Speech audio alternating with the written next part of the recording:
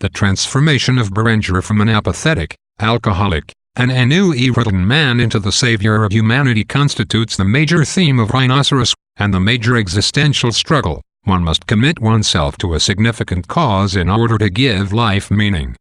Jean continually exhorts Berenger to exercise more willpower and not surrender to life's pressures, and other characters, such as Dudard, seem to do just that as they control their own destinies. Berenger does not have great conventional willpower, as demonstrated by his frequent recourse to alcohol and his tendency to dream both daydreams and nightmares.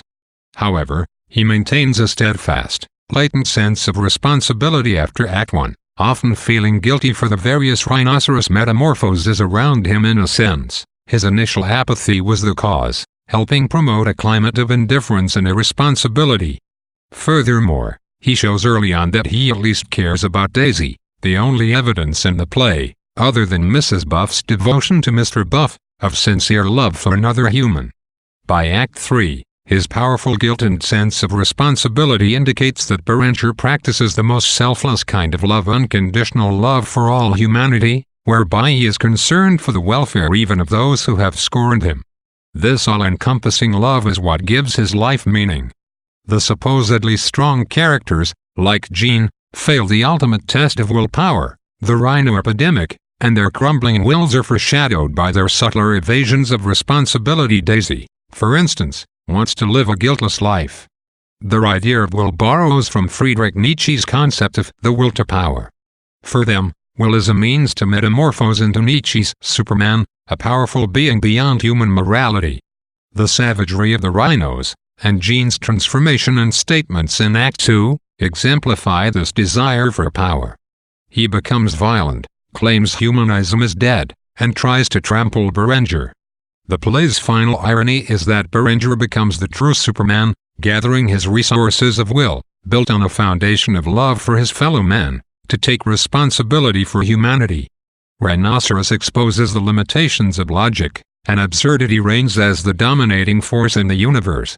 Self-proclaimed rational characters, such as the logician, Baudard, and Jean, either flounder in their proofs, the logician, especially, or ridiculously rationalize their incorrect presumptions. Consider Baudard's accusation of a conspiracy in Act 2.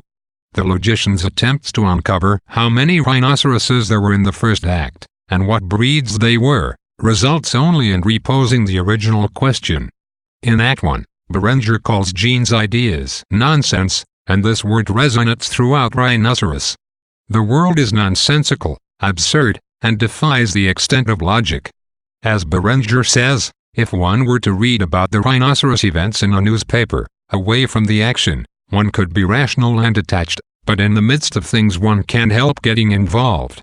The balance between detached distance and intimate confusion divides the supposedly logical characters from Berenger. They maintain their logical distance until confronted with a real problem, when their logic implodes.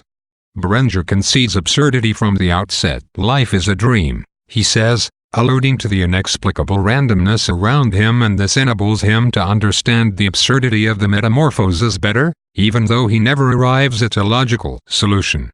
Recognizing the world as absurd, Ionesco suggests, is the first step in cobbling together a meaningful life.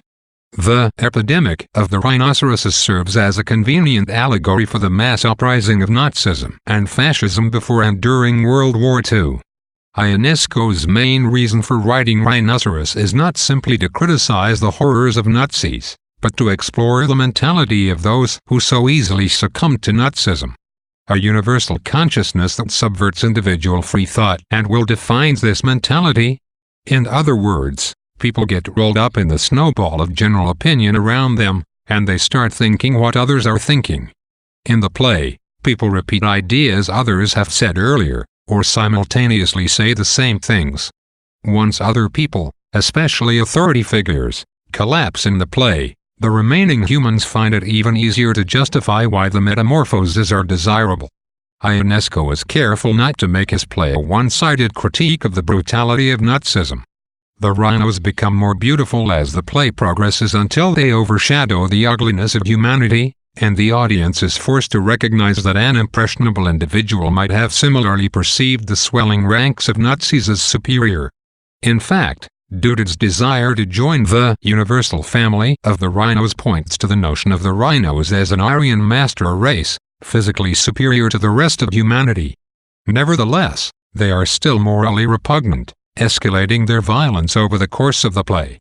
Ionesco carefully traces an argument against John Stuart Mill's harm principle, which states that individual freedom should be preserved so long as it does not harm anyone else. Ionesco demonstrates that passively allowing the rhinos to go on, or, allegorically, turning a blind eye to fascism, as individual citizens and entire countries did in the 1930s, is as harmful as direct violence. In the tradition of Samuel Beckett's Waiting for Godot, Jean-Paul Sartre's No Exit, and Harold Pinter's plays, Ionesco's drama combines abstract philosophical ideas with concrete humor. The various rationalizations that characters come up with to explain their previous errors delight us with their silliness, but they also suggest deeper ideas about logic and responsibility. As many of the plays from the theater of the absurd go, Rhinoceros is conscious of itself as a play, as when Jean suggests Berenger sees one of Ionesco's plays, but more so in the ways that it forces the audience to recognize the production before them as a play and not as a diversion. A production with backlit rhinoceros heads stakes no claim to the typical drama's attempts to suspend the audience's disbelief, but this is the point. Ionesco breaks the fourth wall of the theater, and numerous other walls and structures explode in the play to make the audience leave the theater feeling that the absurdity they witnessed was somehow more real than a realistic play. Ionesco makes a number of critiques of the emptiness of the bourgeois working world. The root of Berenger's apathy seems to spring from his boring job, and Act II presents us with the drudgery of his office, its repetitive work, and its shallow relationships built to serve the corporation. Jean recommends that Berenger improve his cultural vocabulary, but Jean's appreciation for the avant-garde theater, for instance, is clearly only a surface interest, or he would not succumb so easily to the rhinoceroses. Berenger's reliance upon alcohol is understandable. The ennui of daily life is too great not to escape. In fact, the escapism of alcohol is a drop for the escapism of the metamorphoses. Both Berenger and the others feel they regain their lost identities in their respective escapes. The others, then, are similarly oppressed by their jobs. Jean feels it is something one must get used to, though Berenger seems to be the only one who has a deeper awareness of the way bourgeois life crushes his spirit. The rhinoceroses are a blunt symbol of man's inherent savage nature, but, to Ionesco's credit, the articulation of this idea deploys slowly throughout the play. The first rhino causes no apparent damage. The second one tramples a cat. Later ones destroy more property, and Jean as rhinoceros attacks Berenger. They represent both fascist tyranny and the absurdity of a universe that could produce such metamorphoses. These ideas crystallize into one question: how could humans be this savage, allowing the barbarity of World War II Nazism? Ionesco answers this in a variety of ways.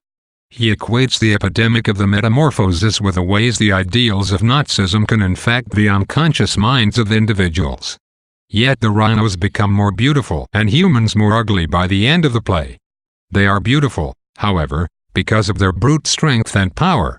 True beauty, as Berenger demonstrates when he finally decides to fight the rhinos and save humanity, lies in moral strength.